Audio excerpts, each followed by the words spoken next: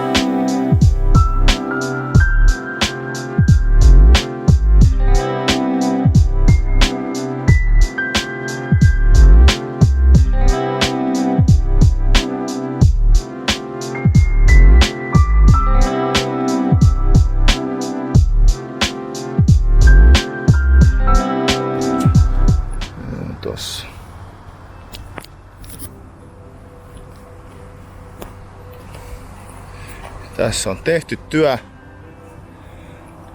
länsikaista tästä tukikohdan puolustusasema 1. Ja hyvältä näyttää, porukkaa vielä tekemässä hommia. Tällaista actionia tänään.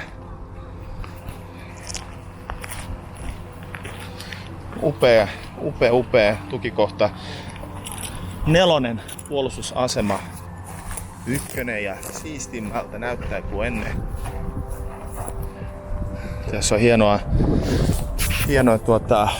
linnoitusvälineitä, taisteluasemaa, ammuskomero. Tässä on mielenkiintoinen kohde. Tälle ei löydetty selitystä museovirastoltakaan, mitä varten nuo tuossa on.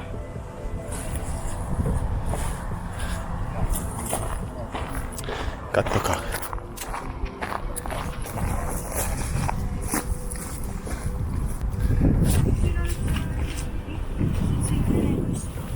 Laita vaan kiinni toi. Tai noin ihan. Joo, kiitos. No, näillä ei löydy selitystä oikeastaan. Ja nyt on kyllä siistimpää roskat poistettu. Jotain jätetty. Täällä on paljon. Luonto on tärkeää. Ei ole tarkoitus siistiä näitä ihan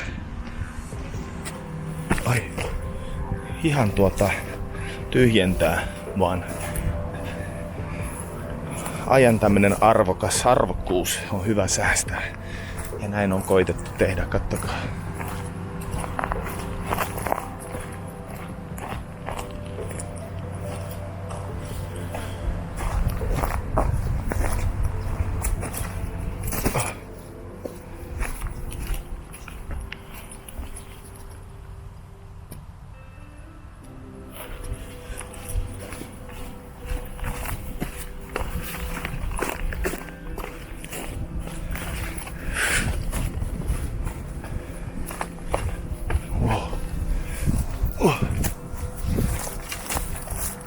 Näin siellä vielä viimeiset hommat. Millainen oli kokemus? Mennään tonne päin. Joo.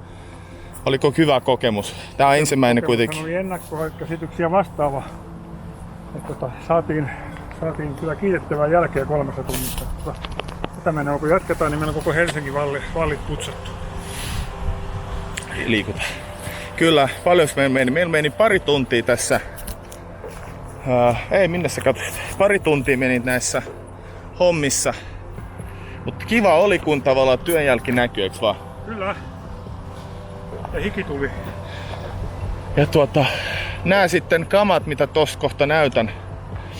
Noi poistetut, leikatut puut. Kaupunki siirtää ne sitten. Tää on yhteistyössä tosiaankin kaupungin kanssa tehty.